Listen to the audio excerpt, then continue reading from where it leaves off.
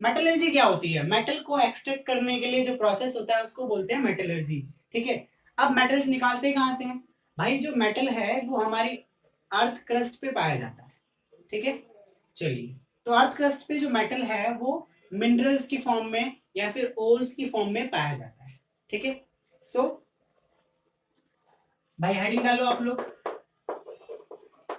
Metals and non metals. ठीक है, metals and non metals.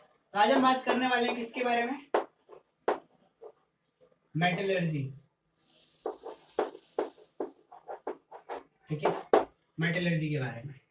तो मेटलर्जी क्या है? Process of extraction of metals. ठीक है, इस मेटल्स को एक्सट्रैक्ट करने के प्रोसेस को क्या बोलते हैं? मेटलर्जी बोलते हैं। अब मेटलर्जी जो होती है वो मिनरल्स होती है, मिनरल्स। ठीक है, ऐसे substance found in earth's crust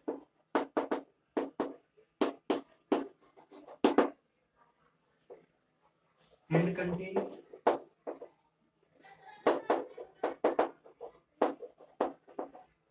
metals। ऐसा सब्सटेंस जो अर्थ क्रस्ट में पाया जाता हो और उसके अंदर क्या हो? मेटल हो। ठीक है, तो उसको क्या बोलेंगे? हम बोलेंगे मिनरल्स। ठीक है, अब और क्या होते हैं? Ores, they are the minerals. हाँ, ये मिनरल होते हैं, they are the minerals from which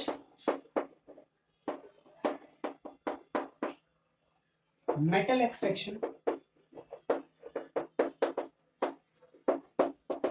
is easy and cheap। ठीक है, अच्छा, ओर्स क्या होते हैं? ऐसे मिनरल्स होते हैं जिनसे मेटल एक्सट्रैक्शन एक तो इजी होता है और दूसरा होता है चीप। ठीक है, तो ओर्स क्या है? ऐसे मिनरल्स हैं जिनसे मेटल को एक्सट्रैक्ट करना आसान भी होता है और सस्ता भी होता है, क्योंकि भाई जो मेटल्स होते हैं वो कमर्शियल लेवल पे यूज होते हैं। ठीक है, कमर्शियल लेवल पे जैसे कि आपके मोबाइल में यूज हो रहा है। ठीक है, बिल्डिंग मटेरियल में यूज हो रहा है। ठीक है, ये जो हमारा व्हाइट बोर्ड है इसके जो बॉर्डर्स बनाए गए हैं वो भी एल्यूमिनियम के बॉर्डर से बने हुए हैं। ठीक है, तो ये जो बात समझ में आ रही है आपको? जितना भी मेटल है ये सारा का सारा मेटल आपके कमर्शियल पर्पज से निकलता है। तो ये एक चीज ध्यान रखनी चाहिए, हमेशा एक चीज ध्यान में आनी चाहिए कि ये जो मेटल है वो बहुत ही आसानी से निकल जाए, है ना, और सस्ता भी हो, तभी तो लोग खरीदेंगे। ये थोड़ी कि भाई 1 किलो आपका आयरन जो है अगर 10,000 रुपए का मिलने लग जाए तो कौन खरीदेगा? ठीक है, महंगा चीज नहीं खरीदेंगे लोग। ठीक है, सस्ती चीजें, अच्छी चीजें, आसानी से मिलने वाली चीजें बहुत जल्दी लोग अट्रैक्ट होते हैं उनकी तरफ। ठीक है, तो मेटल एक्सट्रैक्शन, ठीक है, metal extraction from minerals by which the process of extraction is easy and cheap.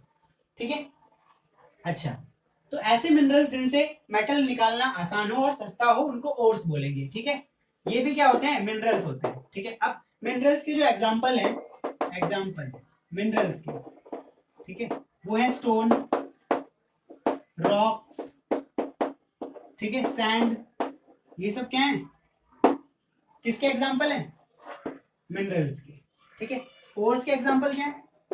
इसके एग्जांपल, इसके हैं ऑक्साइड्स, कार्बोनेट्स,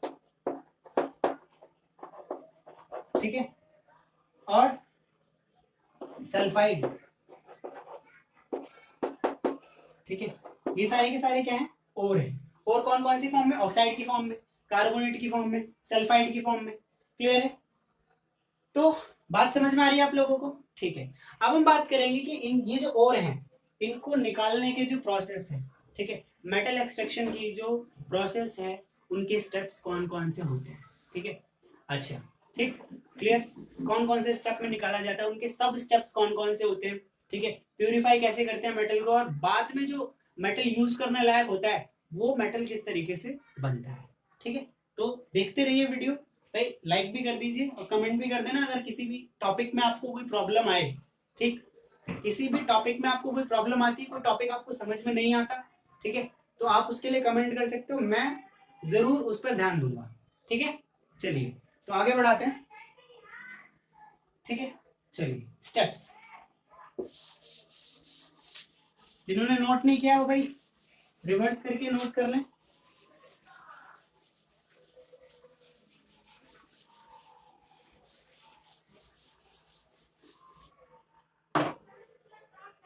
तो चलो, स्टेप्स इन्वॉल्व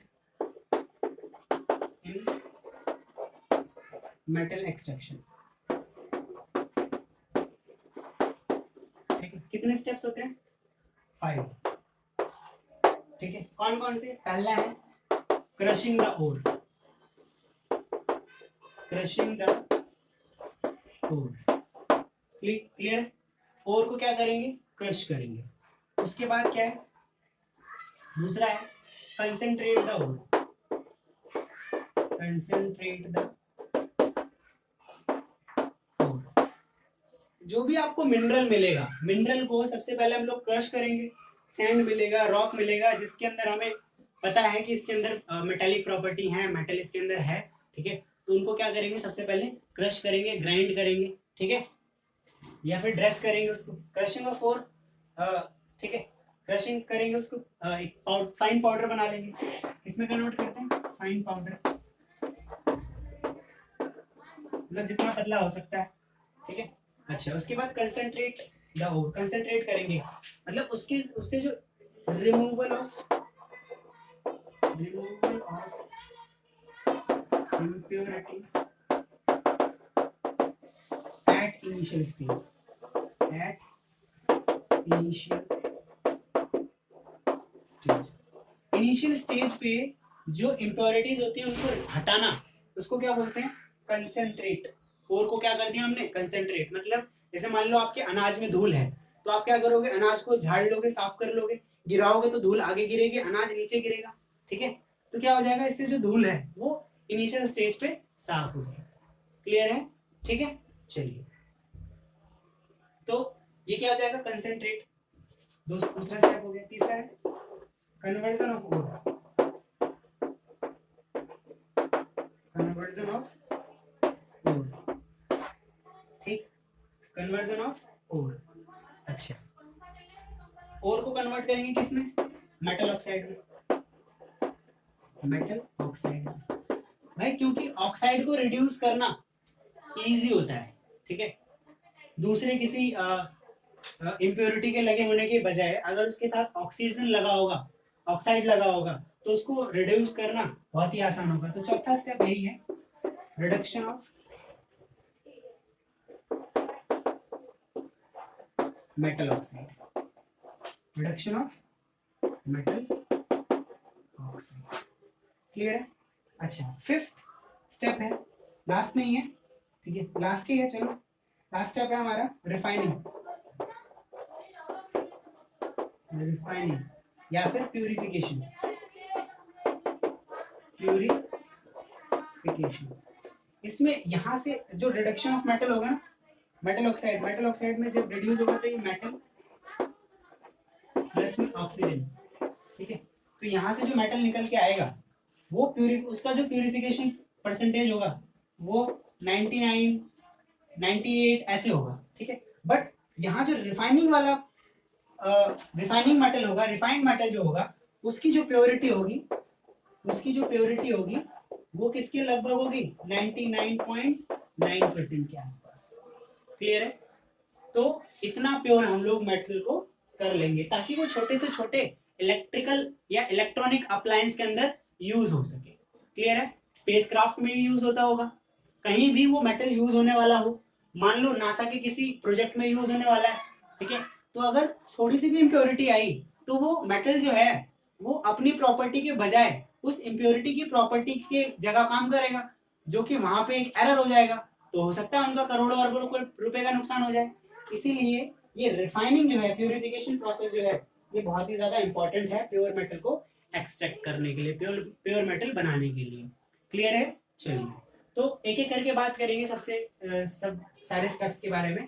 5 स्टेप हैं, तो एक एक करके बात करेंगे। इससे पहले हम जान लेते हैं कि जो मेटालिक जो आपका रिएक्टिविटी सीरीज है उनके बेसिस पे ही हम प्रोसेसेस को यूज करते हैं।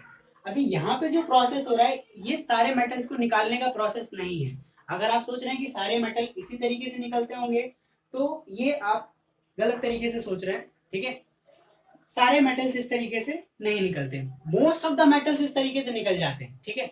जैसे कि अगर आप सोच रहे हैं कि कॉपर, ठीक है, कॉपर हो गया, ठीक है, आपका सिल्वर हो गया, ठीक है, मर्क्यूरी हो गया, ये जो है ये सिंपली ऑक्सीजन में हीट करने से प्रेजेंस आपकी जो इन्वायरमेंट में हीट करने से ही क्या हो जाते हैं, अलग हो जाते हैं, आपको मेटल मिल जाता है, उसके बाद प्यूरिफिकेशन कर देते हैं, लास्ट के 2 प्रोसेस, ठीक है।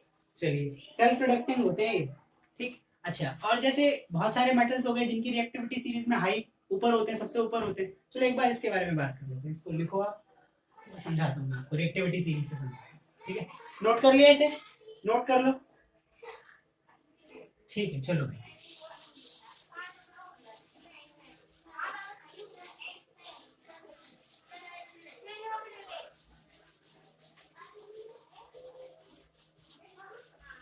बड़े से अच्छा ना होता है, खैर कोई बात नहीं। चलो रिएक्टिविटी सीरीज के बारे में बात करते हैं। किसके बारे में बात करेंगे, रिएक्टिविटी सीरीज, ठीक है। तो आपको मैंने याद करने का एक तरीका बताया था,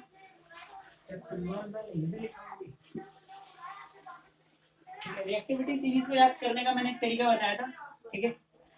केदारनाथ का माली आलू जरा फीके पकाता, ठीक है। फिर हाई कोर्ट है आपका, ठीक है। केदारनाथ का माली आलू जरा फीके पकाता है और कोर्ट है आपका, ठीक है। हाई कोर्ट है आपका, ये एच जो है वो कॉमन है दोनों में, ठीक है, मतलब ट्रिक में कॉमन है, ठीक। अच्छा, यहाँ पे ये जो मेटल आ रहे हैं ना, देखो ऊपर से जो जिनकी रिएक्टिविटी बहुत ज्यादा है, एल्यूमिनियम तक, ठीक है, एल्यूमिनियम तक, ये क्या है भाई, इनको एक्सट्रैक्ट किया जाता है, एक्सट्रैक्शन प्रोसेस इनका इलेक्ट्रोलाइसिस से एक्सट्रैक्ट होता है, इलेक्ट्रोलाइसिस किससे होते हैं, ये इलेक्ट्रोलाइसिस होते हैं। उसके बाद जिंक से लेके लेड तक, ठीक है, इसके बीच में और सारे मेटल्स आते हैं, ठीक है। वो सारे के सारे मेटल्स जो हैं उनकी वो जो है वो कार्बोनेट्स के फॉर्म में, कार्बोनेट ऑक्साइड्स, जो मैंने आपको प्रोसेस बताया था ना उसी प्रोसेस में, ठीक है। सल्फाइड, इसमें आयरन भी आता है, जिंक भी आता है, लेड भी आता है, ठीक है। तो ये क्या है, ऐसे निकलते हैं, ठीक है। कॉपर भी इसी तरीके से निकलता है, ठीक है।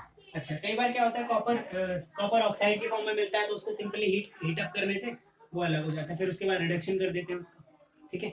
चलिए, यहाँ पे जो Hg है ये जो है आपके सिल्वर है, और ये जो लास्ट है सिल्वर गोल्ड, सिल्वर के बारे में बात नहीं करूँ, कई बार क्या होता है सिल्वर दूसरे इम्प्योरिटीज के साथ मिक्स होता है। जो गोल्ड और प्लेटिनम है ये फ्री स्टेट में पाए जाते हैं। कैसे पाए जाते हैं भाई, फ्री स्टेट में, मतलब इनको निकालो और निकालने का कोई प्रोसेस ही नहीं है, मतलब बहुत ज्यादा काम नहीं करना पड़ेगा, क्रशिंग करना पड़ेगा, मतलब इनमें भी स्टेप्स इन्वॉल्व होंगे और ये बहुत ही कम मात्रा में पाए जाते हैं, ये बात तो आपको पता होगी, ठीक है। स्टेप्स इन्वॉल्व होंगे लेकिन ये सारा जो केमिकल प्रोसेस है वो इन सबके साथ नहीं करना पड़ेगा, बस बात ये है कि बहुत ही कम अमाउंट में पाए जाते हैं। क्लियर है, चलिए बात समझ में आ रही है, ठीक है। तो हम मेनली किसके बारे में बात करने वाले हैं, फिलहाल ये जो बीच में आ रहा है ना रिएक्टिविटी सीरीज, बीच में मिडल वाली, इनके बारे में बात करेंगे, कार्बोनेट ऑक्साइड सल्फाइड, ये सब कैसे निकलते हैं, ठीक है। चलिए, तो इनके लिए प्रोसेस देख लेते हैं। इलेक्ट्रोलाइसिस के बारे में इसी वीडियो के एंड में बात करेंगे, और ये जो फ्री स्टेट में पाए जाते हैं ये तो पाए जाते हैं, ठीक है। सिल्वर नाइट्रेट, सिल्वर ऑक्साइड, ठीक है, तो इनके बारे में बात कर लेंगे। अमलगम के बारे में बात करेंगे, अमलगम जिसके अंदर आपका मरकरी मिलता है, ठीक है। चलिए, तो एक एक करके बात करेंगे, ठीक है। इसको लिख लो, रिएक्टिविटी के हिसाब से कैसे आपका मेटल एक्सट्रैक्शन होता है, उसमें समझ में आएगा आपको ये। ठीक है, तो चलो भाई आप लोगों को समझ में आ गया होगा फिलहाल। ठीक है, तो अभी तक हमने क्या क्या बात कर ली? हमने बात कर ली कि जो मेटल्स होते हैं उनको एक्सट्रैक्ट कैसे किया जाता है, मेटलर्जी क्या होती है, मिनरल्स जो होते हैं, मिनरल्स के अंदर मेटल फाउंड होते हैं। ठीक है, और ऐसे मिनरल जिनसे मेटल को निकालना बहुत ही ईजी होता है और बहुत ही चीप होता है, ऐसे मिनरल्स को ओर कहते हैं। ठीक है, ओर से मेटल्स को एक्सट्रैक्ट करने के लिए हमारे पास 5 स्टेप होते हैं। पहला स्टेप होता है हमारा क्रशिंग द ओर। ठीक है, तो पहले ओर को क्या करेंगे? क्रश। उसके बाद क्या करेंगे? कंसेंट्रेट करेंगे। उसके बाद क्या करेंगे? कंसेंट्रेट करेंगे। तीसरा हमारा कंसेंट्रेट करने के बाद क्या है? कन्वर्जन ऑफ ओर को कन्वर्ट करेंगे ऑक्साइड के अंदर। उसके बाद उसी मेटल ऑक्साइड को रिड्यूस करेंगे। रिड्यूस करने का मतलब है उससे ऑक्सीजन रिमूव कर देंगे। Removal of oxygen is called reduction. ठीक है, ऑक्सीजन रिमूव करने के बाद अब हमारे पास मेटल आ जाएगा, बट इसकी जो प्योरिटी है उसकी प्योरिटी परसेंटेज 99.9 से कम है, इसीलिए इसको 99.9% या फिर उससे ज्यादा परसेंट प्योर करने के लिए हम क्या करेंगे? प्यूरिफिकेशन मेथड या फिर रिफाइनिंग प्रोसेस हम लोग यूज करेंगे। ठीक है, चलिए, जो कि होता है इलेक्ट्रोलाइसिस। क्या होता है? इलेक्ट्रोलाइसिस। क्लियर है? चलिए, तो बात करते हैं। तो इलेक्ट्रोलाइसिस भाई यहाँ पे भी यूज होता है, किसके लिए? जो मोस्ट रिएक्टिव एलिमेंट्स होते हैं उनके लिए भी यूज होता है। ठीक है, तो चलिए इस वीडियो में आगे बढ़ते हैं।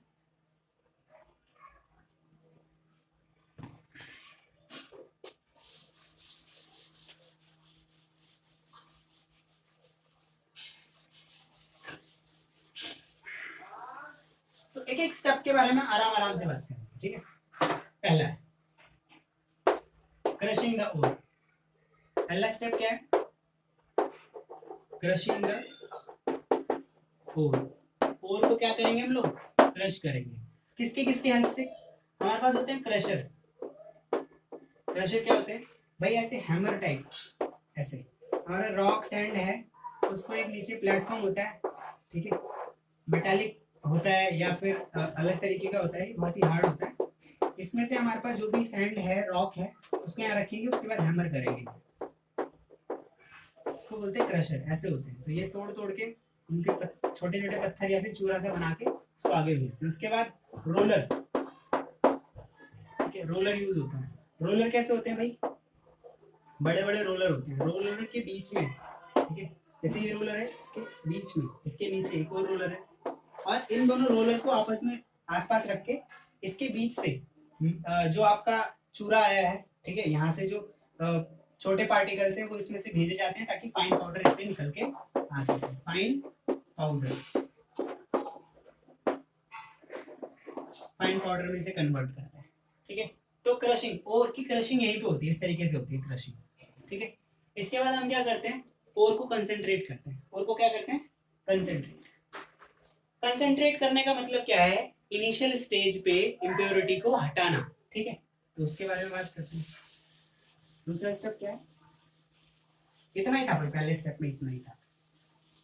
ठीक है, क्रश करेंगे मतलब उसके चूरे चूरे बना लेंगे। उसके बाद है कंसेंट्रेट ओर को क्या करेंगे? कंसेंट्रेट करेंगे। ओर को कंसेंट्रेट करने का मतलब क्या है? ठीक है, आपको मैंने बता दिया कि इनिशियल स्टेज पे इम्प्योरिटीज को हटाना। तो कौन कौन से सब टॉपिक है इसके? पहला है ग्रेविटी सेपरेशन। Gravity separation. ठीक है, अच्छा, जो भी आप ओर लेके आएंगे उसके अंदर इम्प्योरिटी होगी। इम्प्योरिटी और ओर एक साथ हैं और हमें इन दोनों को क्या करना है? अलग करना है। ठीक है, इन दोनों को अलग करने के लिए पहला है ग्रेविटी। ठीक है, ग्रेविटी सेपरेशन में क्या होगा? एक सीढ़ी नुमा हमारे पास सिस्टम होगा, सीढ़ी के जैसा। ठीक है, यहां से हम लोग क्या करेंगे? वाटर प्रेशर लगाएंगे। वाटर प्रेशर, ठीक है, पानी बहुत ही तेजी से छोड़ेंगे और यहाँ से ओर गिराएंगे। ठीक है, ore with impurity, ore with impurity. ठीक है, अब देखो डेंसिटी डिफरेंस होना चाहिए। ये किस प्रिंसिपल पे काम करता है? ग्रेविटी सेपरेशन किस प्रिंसिपल पे काम करता है? इसका जो प्रिंसिपल है वो है density difference principle density difference.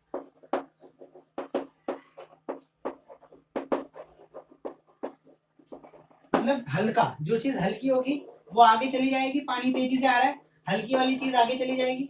और जो भारी, जैसे मान लो मैं मानता हूँ यहाँ पे इम्प्योरिटी जो है, इम्प्योरिटी की जो डेंसिटी है वो कम है, किससे? ओर से। ओर की डेंसिटी ज्यादा है। ओर की डेंसिटी क्या है? ज्यादा है। ओर की डेंसिटी ज्यादा है, तो ओर भारी है। तो जब मैं यहाँ से गिराऊंगा तो जो भारी सामान जो होगा वो इसके ऊपर गिरता रहेगा, ठीक है। पानी की बौछार कितनी भी आगे ले जाएगी, लेकिन वो हर स्टेप पे नीचे ही चला जाएगा ना, ठीक है। यहाँ पे और गिरता रहेगा, इकट्ठा होता रहेगा। लेकिन आपकी जो इम्प्योरिटी है, धूल है, छोटे पत्थर है, वो कहाँ चले जाएंगे?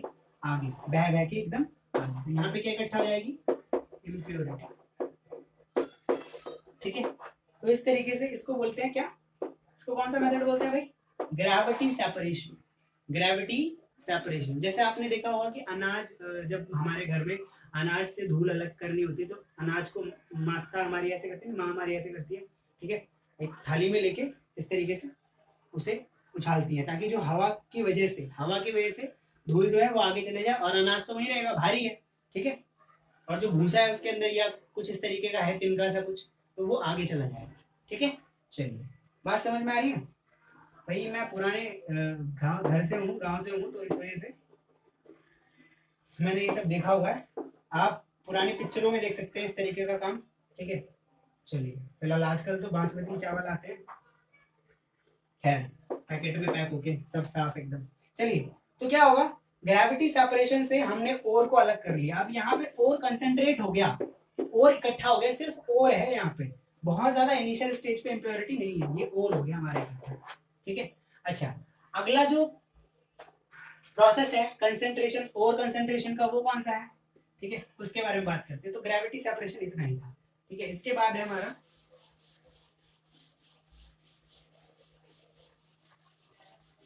Magnetic separation. कौन सा है? मैग्नेटिक सेपरेशन, ठीक। चलो, तो बी हमारा मैग्नेटिक सेपरेशन। मैग्नेटिक सेपरेशन किस प्रिंसिपल पे काम करता है? प्रिंसिपल क्या है इसका? इसका प्रिंसिपल है, ठीक है, ओर और impurity should have magnetic property.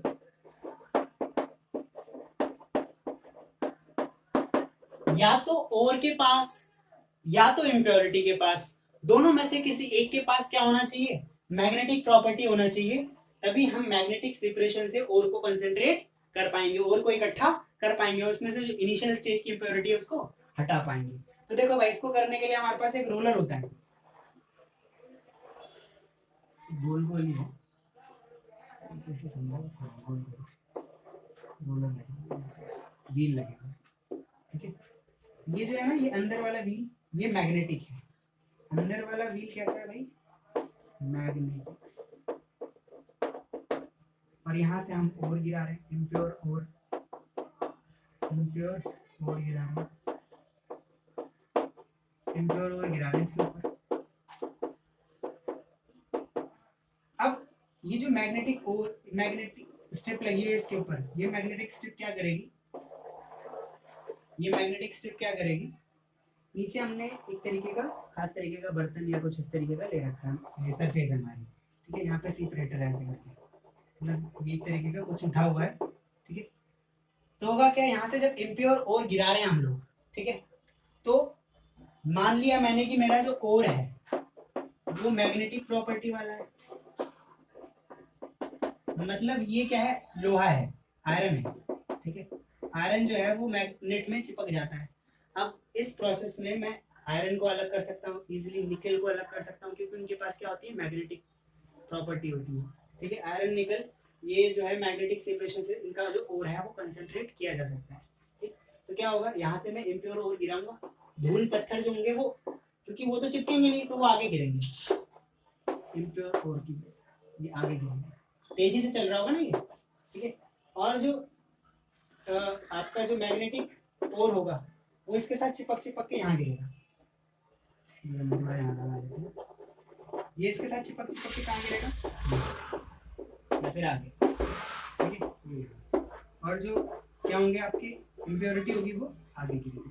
Clear है, बात समझ में आई। तो यहाँ पे जो इकट्ठा होगा वो क्या हो जाएगा आपका, और इकट्ठा हो जाएगा, कंसेंट्रेटेड और इकट्ठा हो जाएगा, और इम्प्योरिटी आपकी अलग हो जाएगी। यहाँ पे क्या आ जाएगी, ठीक है, बात समझ में आ रही है, ठीक है। अच्छा, इसके बाद एक स्टेप है, उससे भी हम कंसेंट्रेशन कर लेते हैं, उससे भी हम कंसेंट्रेट कर लेते हैं। और कौन सा प्रोसेस है, वो है फ्रोथ फ्लोटेशन, ठीक है। ये खासकर उनके लिए होता है जिनके पास मैग्नेटिक प्रॉपर्टी होती है। इससे पहले वाला जो था उसके लिए था जिनमें डेंसिटी का डिफरेंस इम्प्योरिटी और में। अब जो प्रोसेस है इसमें क्या है, ये है फ्रोथ फ्लोटेशन। कौन सा है, ये लिख देता हूँ, फ्रोथ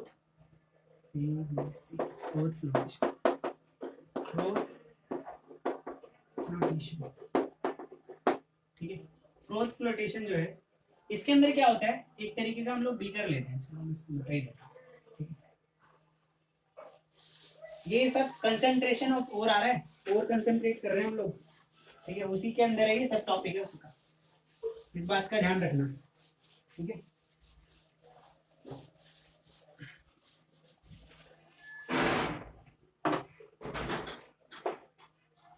ठीक है, तो फ्रोथ फ्लोटेशन, ठीक है। फ्रोथ मतलब होता है झाग, क्या होता है, झाग। फ्लोटेशन मतलब तैरना, झाग को तैरा के अलग करते हैं। कैसे अलग करते हैं भाई, देखो हमारे पास एक बीकर होता है, ठीक है। इसके अंदर हम लोग क्या लगाते हैं, एयर प्रेशर डालते हैं, पाइप लगा दिया, पतला सा लगा हुआ, यहाँ से ये इसमें से जाएगा एयर प्रेशर, हवा डालेंगे भाई सर, एयर पंप है, ठीक है। और इसके अंदर डाल देंगे पाइन ऑयल, क्या डाल देंगे, ऑयल डाल देंगे, जिसके अंदर और हमारा डिजोल्व हो जाए। ज्यादातर हम लोग क्या डालते हैं, पाइन ऑयल, सल्फाइड ओर्स के लिए होता है ये प्रोसेस। किसके लिए होता है, मेनली सल्फाइड ओर के लिए,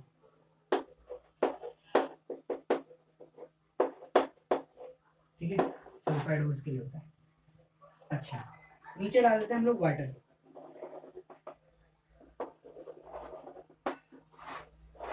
यहाँ तक वाटर है। इसके बाद ऑयल है,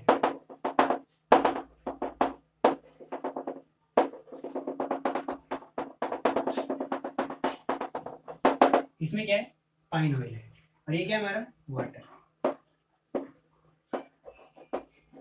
ठीक है। अब क्या करेंगे हम लोग, हम इसमें गिराएंगे, थोड़ा इस तरीके से लिखेंगे, पाइन ऑयल, पाइन ऑयल है इसमें। अब यहाँ से हम लोग गिरा रहे हैं इसके अंदर इम्प्योर ओर डाल रहे हैं इसके अंदर, इम्प्योर ओर डाल रहे हैं। तो इसका जो प्रिंसिपल है वो किस प्रिंसिपल पे काम करता है, प्रिंसिपल ये है कि ओर और impurity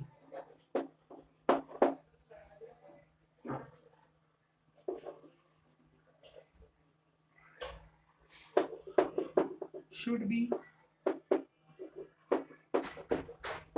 dissolved with oil or have tendency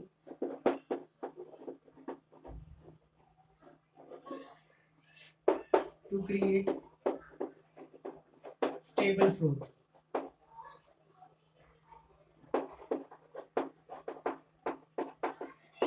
ठीक है, या तो वो एक ऐसा झाग बनाए जिसके अंदर और उसी झाग के अंदर फंसा रहे, ठीक है, ऐसी टेंडेंसी होनी चाहिए, या फिर वो जो और है वो उस ऑयल के साथ डिसॉल्व होना चाहिए, जो ऑयल इसके अंदर हमने डाला हुआ है। तो यहाँ पे जो सल्फाइड ओर होते हैं वो पाइन ऑयल के साथ बहुत ही अच्छे से डिसॉल्व हो जाते हैं।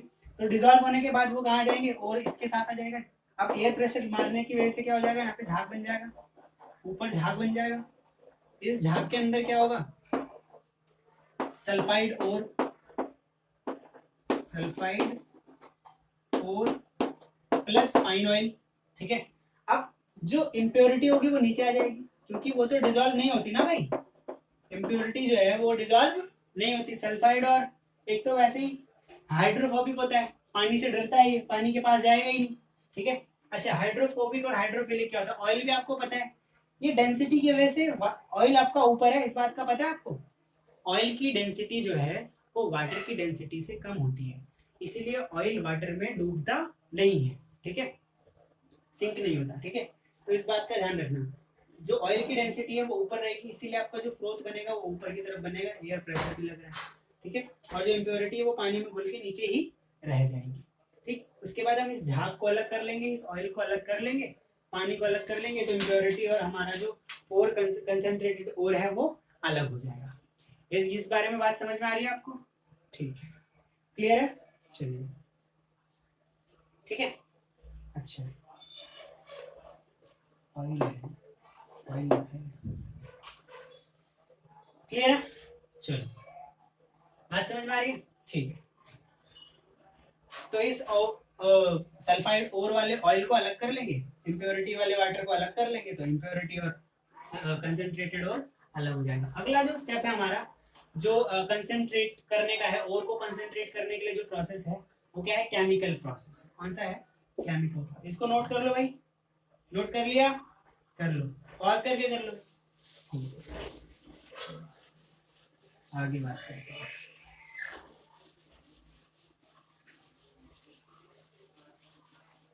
ठीक है,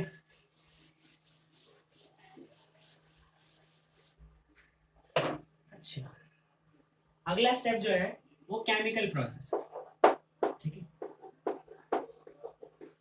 ये और कंसंट्रेट करने के लिए है केमिकल प्रोसेस। इससे क्या करेंगे? और को कंसंट्रेट करेंगे। इसमें हम क्या लेते हैं? एक सॉल्वेंट लेते हैं which dissolves, सॉल्वेंट भाई जो घोल लेंगे इसको, और को डिसॉल्व कर ले अपने अंदर, और डिसॉल्व कर ले और को, सॉरी सॉल्वेंट डिसॉल्व कर ले और को। यहाँ पे एक बात समझो, ये एक बीकर है, मुझे इसके अंदर चाशनी चाहिए, ठीक है, ठीक है, मीठा पानी चाहिए, तो मैं क्या करूंगा? वाटर प्लस शुगर, ठीक है। तो यहाँ पे ऐसे समझो, ये जो वाटर है ये सॉल्वेंट है, ये क्या होता है? सॉल्वेंट, जो किसी को अपने अंदर घोल लेता है, सॉल्वेंट, ठीक है। और ये क्या है? सॉल्यूट है, ये क्या है? सॉल्यूट। तो इस तरीके का सॉल्वेंट लेंगे जिसमें हमारा और एज अ सॉल्यूट आ सके, इम्प्योरिटी सॉल्यूट ना हो, इम्प्योरिटी उसके अंदर डिसॉल्व हो ही ना, ठीक है। तो सॉल्वेंट को और के साथ डिसॉल्व करेंगे, ठीक है, तो वो और के साथ आ जाएगा। जैसे मान लो मैंने क्या किया, वो लास्ट वाले प्रोसेस के जैसा ही है, बस क्या करना है इसमें, इसके अंदर हमने सॉल्वेंट ले लिया, क्या ले लिया? सॉल्वेंट। इसमें इम्प्योर और डाल दिया, इम्प्योर और डाल दिया, ठीक है, इम्प्योर और डाल लिया, ठीक। तो जो और है वो तो डिसॉल्व हो जाएगा इसके साथ, बट इम्प्योरिटी नहीं डिसॉल्व होगी, ठीक है। अब क्या करेंगे? इसको अलग भी तो करना है, तो एक फिल्टर पेपर लेंगे। क्या लेंगे? फिल्टर पेपर लेंगे। देखो इस तरीके से फिल्टर पेपर लेंगे,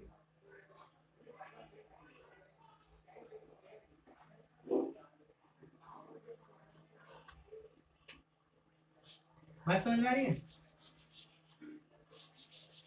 ये फिल्टर पेपर है, ये छोटे छोटे पोर्स हैं इसके अंदर। ये फिल्टर पेपर सिर्फ और सिर्फ इस खास तरीके के सॉल्वेंट को ही ये एसपीएम है, सेमी परमेबल मेम्ब्रेन, इस तरीके का समझो इसे कुछ। ये क्या होता है भैया? एसपीएम क्या बोल दिया? ये भी समझाना पड़ेगा। एक ऐसी मेम्ब्रेन जो सिर्फ एक ही साइज के मॉलिक्यूल्स को पार होंगे, ठीक है। तो असल में अगर ये जो सॉल्वेंट है, अगर इस सॉल्वेंट ने और को डिसॉल्व कर लिया तो यही तो जा सकेगा जो जो इसके साथ आएगा, सॉल्वेंट प्लस और, ये दोनों आपस में चिपके हुए ना अभी, यही आ सकेंगे अंदर, ठीक है, यही आ सकेंगे अंदर, ठीक है। तो यहाँ पे सॉल्वेंट प्लस और आ जाएगा, इम्प्योरिटी कहाँ रह जाएगी? ऊपर जमी रह जाएगी, इम्प्योरिटी, इम्प्योरिटी, इम्प्योरिटी, इम्प्योरिटी, ये क्या है? इम्प्योरिटी। तो ये जो और आएगा यहाँ पे, ये कंसेंट्रेटेड और होगा। कैसा और होगा? कंसेंट्रेटेड और हो जाएगा। बात समझ में आ रही है? ठीक है। तो ये कौन सा प्रोसेस है? ये एक केमिकल प्रोसेस है। इससे भी हम और को कंसेंट्रेट कर सकते हैं। नेक्स्ट स्टेप जो होता है हमारा मेटल एक्सट्रैक्शन का, वो स्टेप है conversion of ore into metal oxide. Conversion of ore into metal oxide. सबसे पहले हम क्या करेंगे? हम जो ओर आया हमारे पास उसको कन्वर्ट करेंगे ऑक्साइड के अंदर। तो ऑक्साइड में कन्वर्ट करने के लिए दो तरीके हैं। हो सकता है वो पहले से ही ऑक्साइड हो, ठीक है, जैसे कार्बोनेट हो, ठीक है। कार्बोनेट को ऑक्साइड में कन्वर्ट करने की जरूरत नहीं है, मतलब ऑक्साइड में कन्वर्ट करने की तो जरूरत है, लेकिन समझाता हूँ क्या है। नेक्स्ट स्टेप क्या है भाई? Concentrate the ore. उसके बाद कौन सा था? हाँ, कौन सा? ठीक है, ठीक है, conversion of ore into metal oxide.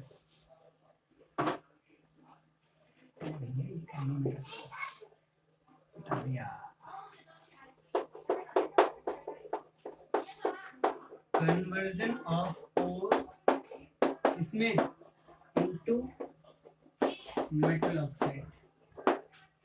Conversion of ore into metal oxide. Ore को किस में कन्वर्ट करेंगे? Conversion of ore into metal oxide. इसमें कन्वर्ट करने के लिए हमारे पास दो प्रोसेस है। पहला है रोस्टिंग, ठीक है, और दूसरा है कैल्सिनेशन।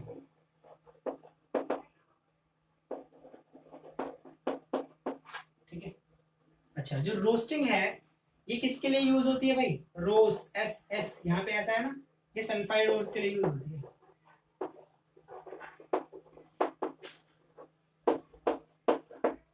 ठीक है। कैल्सिनेशन, सी ए, कार्बोनेट के लिए, कार्बोनेट ओर्स के लिए यूज होती है। ठीक है। इसमें क्या होता है? रोस्टिंग क्या होती है? Heating the ore in presence of oxygen। ठीक है। जैसे देखो, जिंक सल्फाइड है, इससे जिंक को निकालना आसान नहीं है, लेकिन जिंक ऑक्साइड से जिंक को निकालना आसान है। जिंक ऑक्साइड से जिंक को निकालना आसान है, जिंक सल्फाइड से नहीं है। तो यहाँ पे ऑक्सीजन है, यहाँ पे ऑक्सीजन है नहीं है, इसीलिए किसके साथ इसे हीट करना पड़ेगा? ऑक्सीजन के साथ। ठीक है। तो heating the ore in presence of oxygen, heating the ore in presence of oxygen, तो क्या दे देगा? मेटल ऑक्साइड बना देगा। ठीक है। अच्छा, कार्बोनेट ओर, जैसे हमारा CuCO3 है, कॉपर कार्बोनेट है, यहाँ पे ऑक्सीजन पहले से प्रेजेंट है ना। ठीक है, चलो अब इसको क्या करेंगे? हम लोग अलग करेंगे इसको, सिर्फ क्या करेंगे? हीट करेंगे। सिर्फ और सिर्फ क्या करना चाहिए? हीट। तो कैल्सिनेशन क्या है? कैल्सिनेशन क्या है? कैल्सिनेशन क्या है? अच्छा, ठीक है। तो हीटिंग द, मतलब heating the ore in absence, अच्छा absence, heating the ore in absence of oxygen. ठीक है। ऑक्सीजन की absence में हम लोग क्या कर रहे हैं? हीट कर रहे हैं। तो इस प्रोसेस को क्या बोलेंगे? कैल्सिनेशन। आपको अच्छे से समझ में नहीं आ रहा हो, दोबारा लिख देता हूँ। कैल्सिनेशन, ठीक है, कैल्सिनेशन। क्लियर है? चलिए, ये बात समझ में आ रही है? तो यहाँ पे कॉपर कार्बोनेट को जब हम हीट करेंगे तो ये आ जाएगा CuO प्लस में CO2, कॉपर ऑक्साइड प्लस में हमारा आ जाएगा कॉपर ऑक्साइड, तो सॉरी कार्बन डाइऑक्साइड। बात समझ में आ रही है? क्लियर है? अच्छा, ठीक है। नेक्स्ट स्टेप जो होता है हमारा, अच्छा, इसमें जो कन्वर्जन ऑफ ओर है ये अलग अलग तरीके का होता है। ठीक है।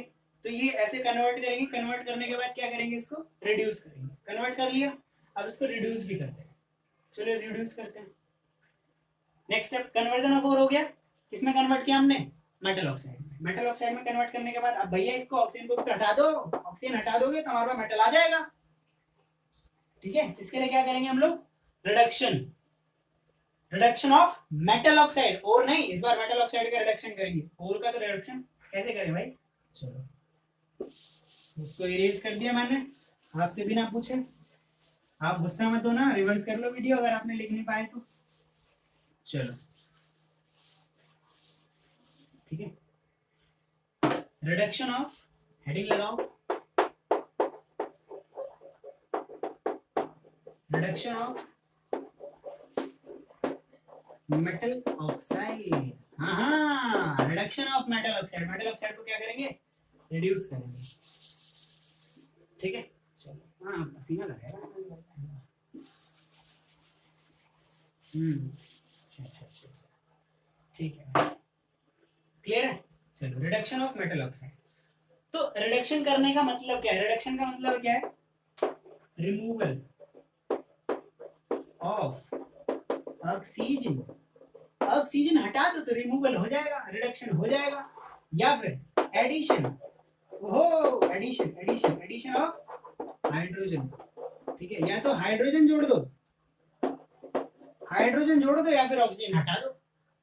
क्लियर है। चलो तो कैसे कैसे करेंगे, प्रोसेस है। कौन कौन से, रिड्यूसिंग एजेंट जिनसे हम ये सब काम करेंगे ना, ऑक्सीजन हटाएंगे या हाइड्रोजन लगाएंगे, इस तरीके के एलिमेंट्स को, इस तरीके के केमिकल्स को हम लोग क्या बोलते हैं, रिड्यूसिंग एजेंट बोलते हैं। क्या बोलते हैं, रिड्यूसिंग एजेंट। तो हम कौन कौन से रिड्यूसिंग एजेंट यूज करने वाले हैं, हम करने वाले कोक, अरे कार्बन भैया आपका सिंपल वाला कार्बन, भड़को मत भड़को मत।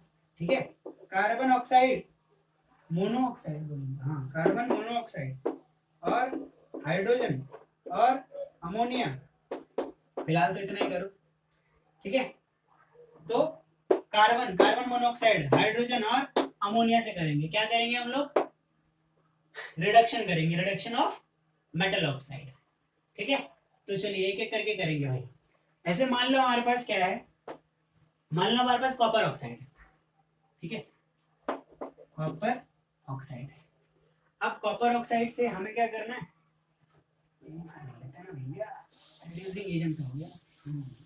रिएक्शन आगे चली गई तो आप लोगों को दिखेगा नहीं, प्रॉब्लम ये भी तो है। एक एक करके यूज करना है हम लोगों को। ठीक है, रिडक्शन ऑफ मेटल ऑक्साइड। तो क्या करेंगे भाई, हमारे पास जैसे मान लो कॉपर ऑक्साइड है। ठीक है, तो कॉपर ऑक्साइड के साथ कार्बन लगा लो। कार्बन जैसे ही लगाओगे तो बहुत ही रिएक्टिव होता है ऑक्सीजन के साथ। ठीक है, बहुत रिएक्टिव होता है। तो क्या बना लेगा, कार्बन मोनोऑक्साइड प्लस में कॉपर अलग। यही तो चाहिए था अपन को। हाँ सही है, बहुत सही बहुत सही। मेटल प्लस में ऑक्सीजन अलग। ठीक है, तो यहाँ पे रिडक्शन हो गया, रिमूवल ऑफ ऑक्सीजन हो गया, रिमूवल हो गया, रिमूवल। ठीक है, ये क्या है, रिडक्शन। दूसरा, इसी कॉपर ऑक्साइड को अगर आप क्या कर देते, कार्बन मोनोऑक्साइड के साथ करवा देते रिएक्शन, ओहो अब क्या होगा, ये ऑक्सीजन फिर चला जाएगा ना कार्बन डाइऑक्साइड बनाने के लिए। हाँ, अब ये बनाएगा ये कार्बन डाइऑक्साइड प्लस में कॉपर। यहाँ देखो कॉपर ऑक्साइड से हो गया ना रिड्यूस, कॉपर ऑक्सीजन हट गया, removal of oxygen, removal of oxygen. ठीक है, ये क्या है, रिडक्शन से क्या बोलेंगे, रिडक्शन बोलेंगे। ठीक है, अच्छा नेक्स्ट क्या है, अगर मान लो यही कॉपर ऑक्साइड दोबारा, ओहो यही दोबारा दोबारा से लोगे, चलो दोबारा करते हैं। किसके साथ करेंगे, चलो किसके साथ करेंगे, CO कॉपर ऑक्साइड प्लस में H2 के साथ, हाइड्रोजन के साथ करेंगे। ठीक है, चलो H2O बना लेगा इस बार। तो क्या बना लेगा, H2O प्लस में कॉपर। क्लियर है। अच्छा एक और रिएक्शन, एक और NH3 वाली भी। ठीक है, CO प्लस में NH3। बार बार यही लिखूं क्या एरो लगा के, आप भी लिख लेना भाई। एरो लगाओ, ऐसे लिख लो रिमूवल ऑफ ऑक्सीजन, रिडक्शन हो गया यहाँ पे। चलो ये आपको डिजायर्ड मेटल मिल गया जो मेटल चाहिए था। यहाँ पे आ जाएगा N2, N2 प्लस में H2O प्लस में CO, ठीक है। ये डिजायर्ड मेटल है हमारा, यही तो चाहिए था, ठीक है। तो ये हमारा क्या है, ये रिडक्शन ऑफ मेटल ऑक्साइड हो गया। मेटल ऑक्साइड को इस तरीके से रिड्यूस कर सकते हैं। अच्छा एक चीज आपको मैं बता दूं, कुछ जो ऑक्साइड्स हैं वो सिर्फ और सिर्फ एक पर्टिकुलर रिड्यूसिंग एजेंट से ही रिड्यूस होते हैं। मैं आपको सिर्फ एक ही एग्जांपल बताऊंगा यहाँ पे, जैसे जिंक ऑक्साइड हो गया, can only be reduced by carbon, ठीक है। कोक बोल दो भाई, ठीक है। रिड्यूस करेंगे किसके साथ, प्लस में सी लगाएंगे, हीट करेंगे, आ जाएगा प्लस सी, आ गया ना जिंक, ठीक है। तो जिंक ऑक्साइड क्या है, ये ऐसा मेटल ऑक्साइड है जो एक पर्टिकुलर मतलब सिर्फ और सिर्फ कोक से ही, ठीक है, कोक से ही क्या होगा, रिड्यूस होगा, ठीक। चलिए बात समझ में आ रही है। तो ये क्या है हमारा रिडक्शन ऑफ मेटल ऑक्साइड। अच्छा कुछ मेटल मैंने आपको कुछ मेटल ऑक्साइड जैसे मैंने आपको बताया था Ag2O3, ठीक है। तो ये क्या है, जैसे आपका मरकरी का ऑक्साइड हो गया, सिल्वर ऑक्साइड हो गया, इनको सिर्फ हीट कर दो, मेटल प्लस में ऑक्सीजन अलग हो जाएगा, सेल्फ रिड्यूसिंग हो जाते हैं, इनको किसी रिडक्शन रिड्यूसिंग एजेंट की जरूरत नहीं होती। बात समझ में आ रही है, ठीक है। चलिए क्लियर। अच्छा अब रिएक्टिविटी सीरीज के अकॉर्डिंग मैंने आपको बताया था ये जो मेटल आए इनको भाई प्योर भी करना है। जो मेटल आए हैं यहाँ पे, इन मेटल को हमें क्या करना है, प्योर भी करना है। तो चलो भाई प्योर करते हैं मेटल्स को, क्या करते हैं, मेटल को प्योर करते हैं। हाँ बहुत ही प्यारे प्यारे कॉन्सेप्ट हैं, ठीक है। कॉपी पे लिखते जाओ, पेपर में उतारते जाना, नंबर आते जाएंगे, आगे बढ़ते जाओगे, नौकरी मिल जाएगी, छोकरी तो घर वाले दिलाई देंगे, लाइफ सेट। इसका मतलब लेक्चर देखना जरूरी है, तो देखते रहो। आपको तो बस लेक्चर की पढ़ी है, हमारी तो पढ़ी नहीं है। चलो आधे घंटे हो गए, आपने एक बार रेस्ट भी नहीं दिया हमको, ठीक है। पॉज करके देख सकते हो भाई, मेरे को तो नहीं है, ठीक है। चलो अच्छा वैसे देखोगे एक बार में तो अच्छे से समझ में आएगा। इसके बाद हम बात करते हैं इलेक्ट्रोलाइसिस के बारे में। किसके बारे में बात करेंगे, लास्ट मेथड है हमारा purification of metal, last step actually purification.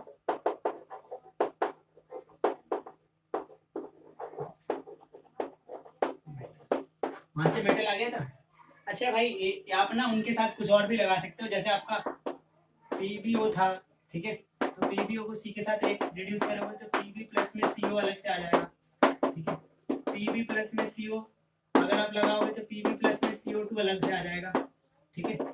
Pb plus में NH3 लगाओगे तो आपका N2 प्लस में H2O प्लस में Pb अलग से आ जाएगा। ये बात समझ में आ रही है, ये रिएक्शन होती रहेगी अलग अलग तरीके से, क्लियर है। ऐसा भी ऑक्साइड लगाते रहो, काम होता रहेगा आपका। रिडक्शन रिड्यूसिंग एजेंट लगा देना बस इसके अकॉर्डिंग। अच्छा कोक बहुत ही अच्छा रिड्यूसिंग एजेंट है हमारा, ठीक है। कोक बहुत ही अच्छा रिड्यूसिंग एजेंट है। अच्छा purification of metal, purification of metal के लिए हम क्या यूज करते हैं, इलेक्ट्रोलाइसिस। इलेक्ट्रोलाइसिस दो चीजें याद कर लो,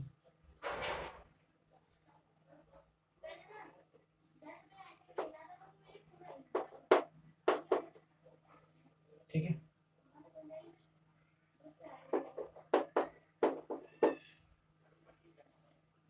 नेगेटिव कैथोड रिडक्शन NCR, ठीक है। पॉजिटिव PO, पॉजिटिव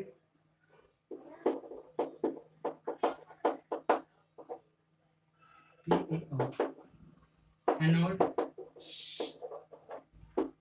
और ये क्या करेगा, ऑक्सीडेशन।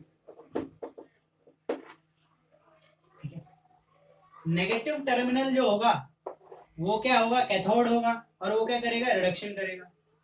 एनसीआर में पाव मिलता है, 1 पाव, 2 पाव, 3 पाव, ठीक है, खाने वाला वड़ा पाव। ठीक है, एनसीआर में क्या मिलता है, वड़ा पाव। एनसीआर में क्या मिलता है, वड़ा पाव। वड़ा पाव मतलब देखो, एनसीआर का मतलब क्या है, नेगेटिव कैथोड रिडक्शन। पाव का मतलब क्या है, पॉजिटिव एनोड ऑक्सीडेशन। देखो हम क्या करेंगे, अपन क्या करेंगे, एक लगाएंगे टब, ओहो बहुत सही। ठीक है, इसके अंदर लगाएंगे 2 इलेक्ट्रोड लगाएंगे, 2 इलेक्ट्रोड लगाएंगे। क्या लगाएंगे, इलेक्ट्रोड लगाएंगे। हाँ इलेक्ट्रोड ही लगाएंगे। अच्छा भैया आपके पास है तो लगा, चौक है मेरे पास, ध्यान से देखो। अच्छा इलेक्ट्रोड लगा लिया हमने, इसको बना देते हैं अपन पॉजिटिव। क्या बना देते हैं, पॉजिटिव। ताकत है चौक की ताकत, कुछ भी बना सकते हैं। ठीक है, ये क्या है, नेगेटिव, ये क्या है, पॉजिटिव।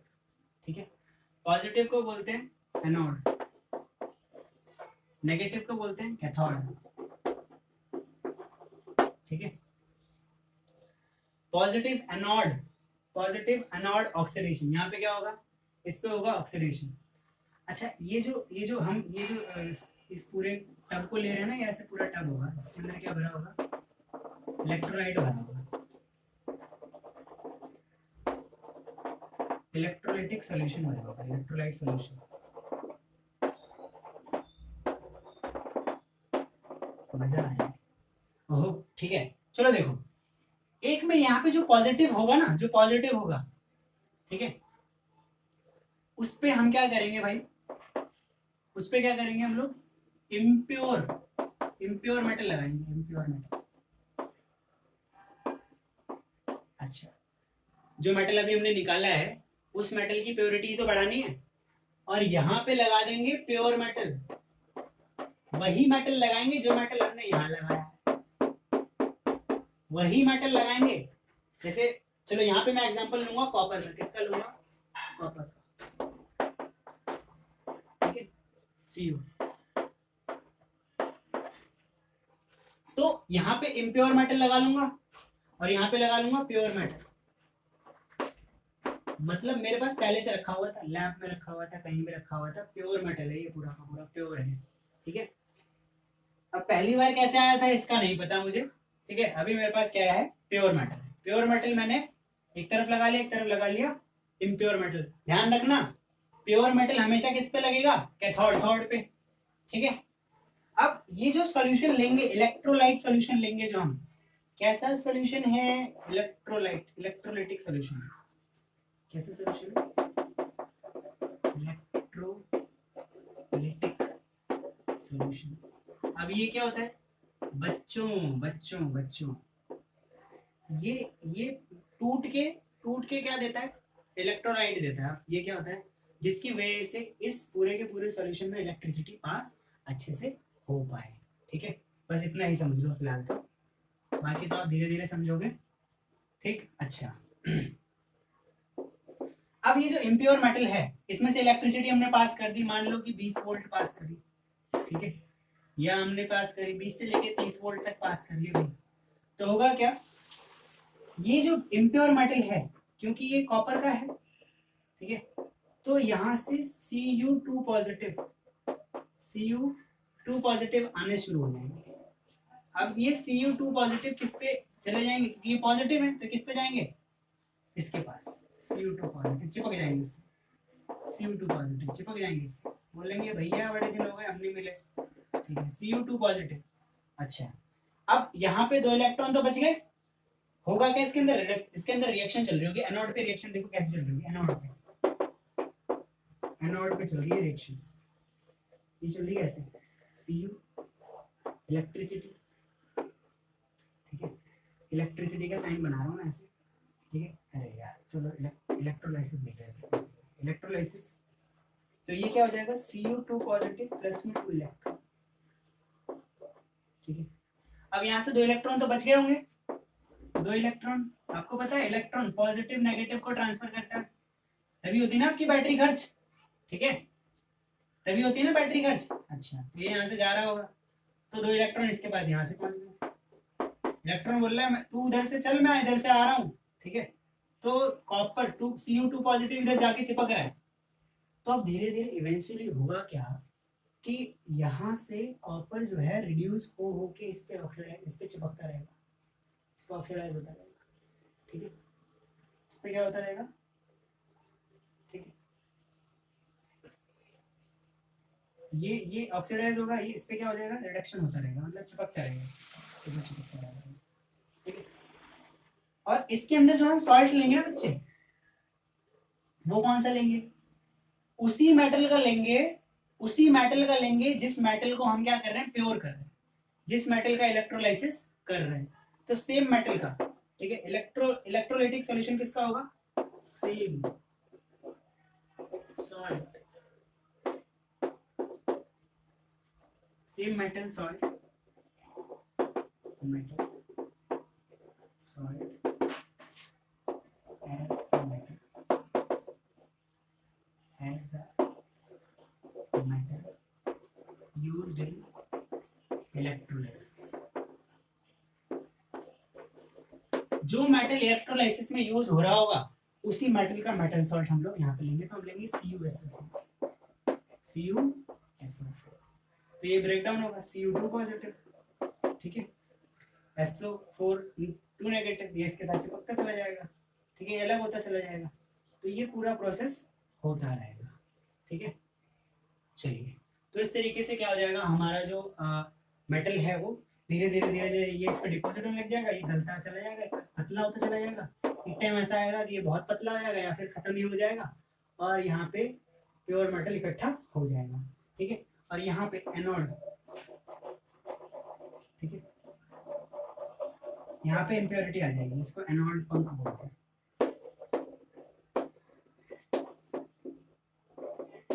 ठीक है, बात समझ में आ रही है, क्लियर है, ठीक है, एनोड पे इम्प्योरिटीज आ जाती है, क्योंकि ये जो गल गल के जा रहा है ना भाई Cu, लेकिन इम्प्योरिटी तो नहीं जाएगी ना, वो तो यहीं गिरेगी, ठीक है, इस पूरे प्रोसेस को क्या बोलेंगे, इलेक्ट्रोलाइसिस बोलेंगे, इसी प्रोसेस से हम लोग मेटल्स को प्योर करते हैं, ठीक है। चलिए, और इसी प्रोसेस, इसी इलेक्ट्रोलाइसिस प्रोसेस की वजह से ही हम लोग जो मोस्ट एक्टिव एलिमेंट्स हैं उन एलिमेंट्स को भी एक्सट्रैक्ट कर पाते हैं, उनसे उनकी भी मेटलर्जी इजीली हो पाती है, किसकी वजह से, इलेक्ट्रोलाइसिस की वजह से। तो भाई आज हमने क्या क्या पढ़ा, आज हमने पढ़ा मेटल्स को एक्सट्रैक्ट कैसे करते हैं। एक्चुअली जो मेटल्स होते हैं वो हमारी अर्थ क्रस्ट में फाउंड होते हैं, मिनरल्स में मिलते हैं, मिनरल्स के फॉर्म में मिलते हैं। अब इन मिनरल्स, ऐसे मिनरल्स जिनसे मेटल एक्सट्रैक्ट करना बहुत ही आसान होता है, बहुत ही चीप होता है, बहुत ही सस्ता होता है, बहुत ही आसानी से निकल जाता है, उन मेटल्स को उन ओर्स को, उन मिनरल्स को हम लोग क्या कहते हैं, ओर कहते हैं। ऐसे मिनरल जिनसे मेटल निकालना आसान हो उनको ओर कहेंगे, ठीक है।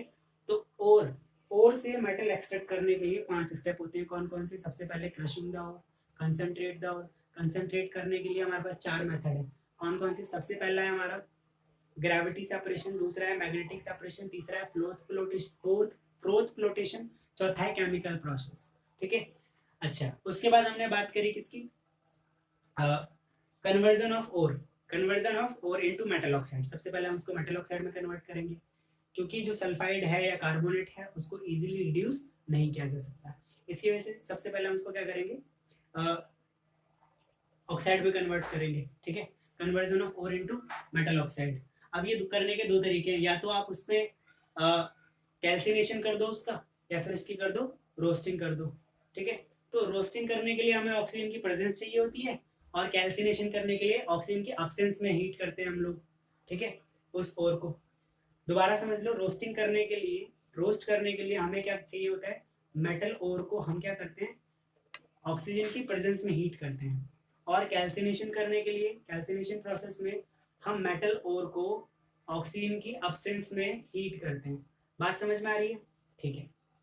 इसके बाद मेटल की एब्सेंस में हीट करते हैं, इसके बाद हमने क्या किया, इनका ऑक्साइड बन गया, अब इसको रिड्यूस करेंगे। रिड्यूस करने के लिए रिड्यूसिंग एजेंट चाहिए होते हैं, ये रिड्यूसिंग एजेंट करते क्या है, उस मेटल ऑक्साइड से ऑक्सीजन को हटा देते हैं, ठीक है, या फिर हाइड्रोजन को अटैच कर देते हैं उस, ठीक है। तो इस प्रोसेस को बोलते हैं रिडक्शन, ठीक है। रिडक्शन करने के लिए हमें रिड्यूसिंग एजेंट चाहिए होते हैं। आप कौन कौन से रिड्यूसिंग एजेंट यहाँ पे हमने यूज किए, यहाँ पे हमने यूज किया कोक, मतलब कार्बन यूज किया, कार्बन मोनोऑक्साइड यूज की, ठीक है, हाइड्रोजन यूज किया, अमोनिया यूज किया, NH3 यूज किया, ठीक है, अमोनिया मतलब NH3, क्लियर है। तो ये सारी चीजें हमने यूज करी। उसके बाद मेटल प्लस में ऑक्सीजन अलग हो गया। अब वो जो मेटल था उसकी प्योरिटी बहुत ज्यादा अच्छी नहीं थी, ठीक है, उसको हम लोग इलेक्ट्रॉनिक अप्लायंस में बहुत छोटे छोटे एलिमेंट बनाने के लिए यूज नहीं कर सकते थे, उनकी प्योरिटी बहुत ज्यादा जरूरी थी। तो उसको प्योर करने के लिए हमने क्या किया, ये क्या किया हमने, इलेक्ट्रोलाइसिस किया। इलेक्ट्रोलाइसिस में हमने एक पूरा का पूरा सेटअप बनाया, ठीक है। इलेक्ट्रोलिटिक सॉल्यूशन लिया, एक बीकर लिया, ठीक है, उसके अंदर इलेक्ट्रोड लगाए, ये क्या है, इलेक्ट्रोड, ठीक है। किसके किसके, एक तो इम्प्योर मेटल के, दूसरा है प्योर मेटल का। एक पे पॉजिटिव चार्ज लगा, एक पे नेगेटिव। कैथोड वाले पे नेगेटिव लगाया क्योंकि उसका रिडक्शन होना है, और इसका क्या होना है, जिसपे हमने इम्प्योर लगाया उसका ऑक्सीडेशन होना है। तो इसको ऐसे याद कर सकते हैं, एनसीआर में पाव मिलते हैं, ठीक है। नेगेटिव कैथोड रिडक्शन, नेगेटिव पे होगा कैथोड, वहां पे होगा रिडक्शन। पॉजिटिव पे होगा एनोड, वहां पे होगा ऑक्सीडेशन, ठीक है। तो एनोड पे ये वाली रिएक्शन चलेगी, कैथोड पे चलेगी ये वाली। ये तो लिखना भूल गया, CO2 positive plus P2 electron, C, clear है। तो ये हमारी पूरी प्रोसेस चलेगी। इस इलेक्ट्रोलाइसिस प्रोसेस से हम क्या करेंगे, प्योर मेटल हमारे पास ज्यादा हो जाएगी, मतलब यही इसी में से इम्प्योर में से प्योर मेटल आती चली जाएगी, तो ये ज्यादा हो जाएगी, क्लियर है, इस पे चिपकता चला जाएगा, ठीक। तो हमारी जो प्योर मेटल है वो बढ़ जाएगी। तो भाई ये जो हमारा थर्ड चैप्टर था मेटल्स एंड नॉन मेटल, इसका सफर फिलहाल यहीं तक था। इसके बाद हम बात करेंगे इसके इंपॉर्टेंट क्वेश्चंस के बारे में, ठीक है।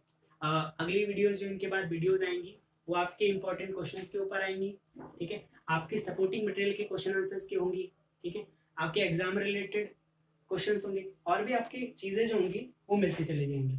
आप एक बार AICBSE.in पे भी विजिट कर लें, वहाँ पे भी आपको बहुत सारा स्टडी मटेरियल मिल जाएगा आपकी क्लास से रिलेटेड, ठीक है। तो चलिए भाई आज की वीडियो में इतना ही, बाकी मिलेंगे फिर अगले दिन, तब तक के लिए अलविदा।